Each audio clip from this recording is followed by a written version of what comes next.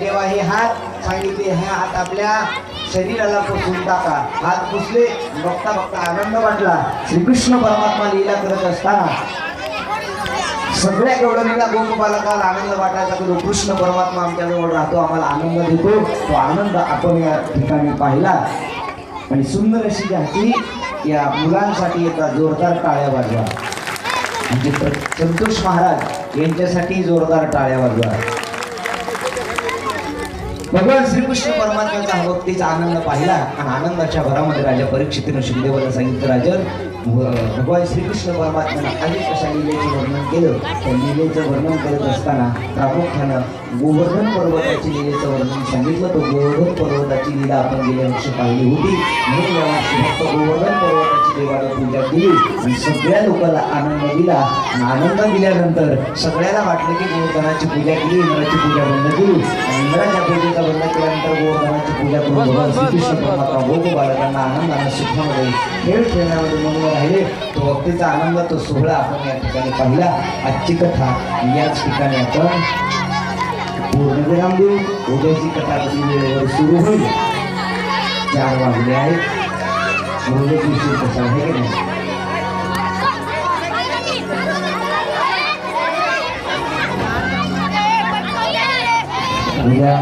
आजच्या आपले यजमान खाली बसा, खाली बसा, तुमचं खाली बसा, खाली बसा, खाली बसा, खाली बसा.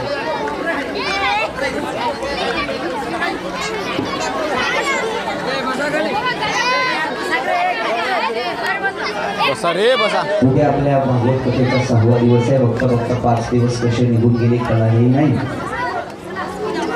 उद्या भगवान श्रीकृष्ण परमात्म्याचा विवाह सोहळा थाटामाटामध्ये संपन्न करायचा आहे. 5 मिनिटं फक्त लक्ष द्या माझ्याकडे.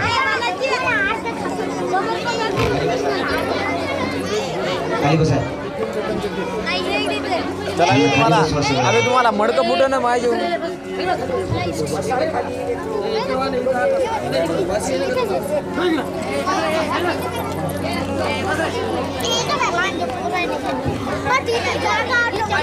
भक्तीचा आनंद, परमार्थाचा आनंद आपण घेतोय. आणि 5वा दिवस संपन्नही झाला. उद्या कथेचा 6वा दिवस आहे. आणि उद्या भगवान श्रीकृष्ण परमात्म्याचा लग्न सोहळा आपल्याला थाटामाटामध्ये संपन्न करायचा आहे. त्याच्यासाठी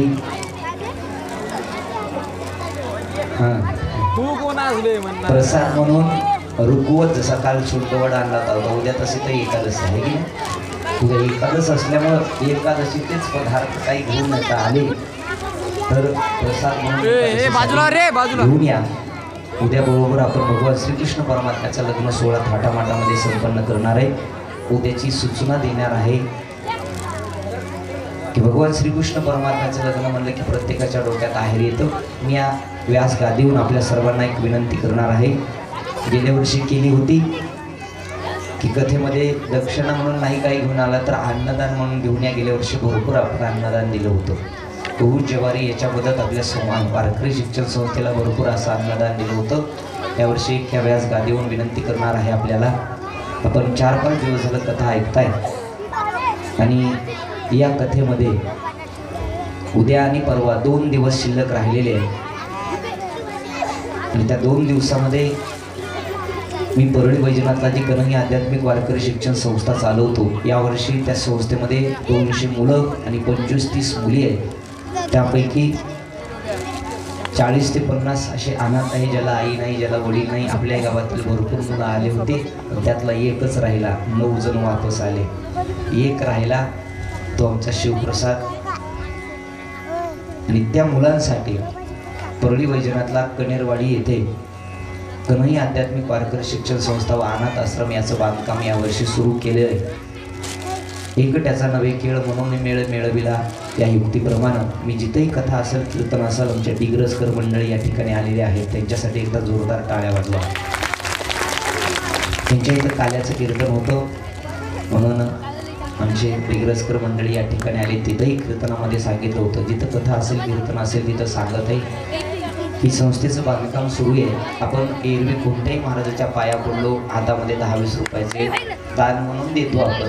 या व्यास गादीहून आपल्या सगळ्यांच्या पाया पडून एक विनंती करेल की उद्याचा आहेर म्हणून नाही आणा, संस्थेच्या अनाथ आश्रमाच्या बांधकामासाठी जर कुणाला काही देणगी देता आली तर तीच भगवान श्रीकृष्ण परमात्म्याच्या आहेराच्या स्वरूपानं आमच्या संस्थेला मदत होईल. या ठिकाणी तुम्हाला छोटेसे लिफाफे गेल्या वर्षी जसे दिले होते त्यावर्षी दिले जातील. त्याच्यावर देणगी नाव असं टाका, आपलं नाव टाका. म्हणजे तिथं आल्यानंतर पुन्हा तुम्ही कधी 2 वर्षानं 4 वर्षानं 10 वर्षानं जेव्हा परळीला येताल कधीतरी या. आल्यानंतर तुम्ही दिलेली मदत तुम्हाला तिथं बोर्डावर नाव तुमचं दिसेल.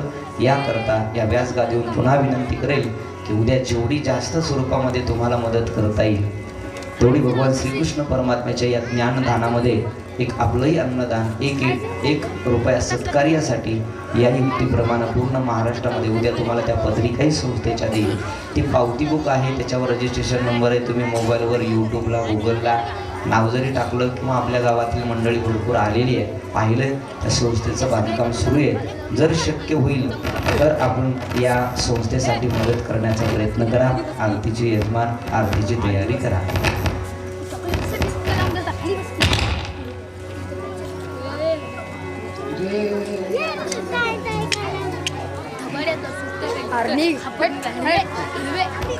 भेटलं नाही म्हणून लढू नको बस की उभट टाकायचं बसायचं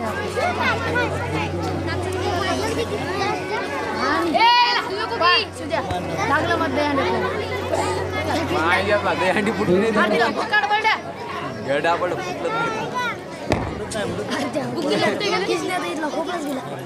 चक्कट निघवले हळद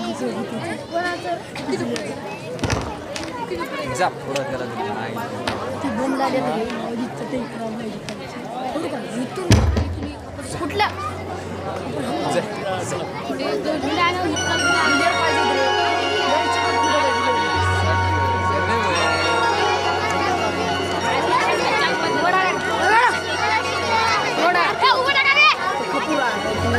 योजना करा त्याला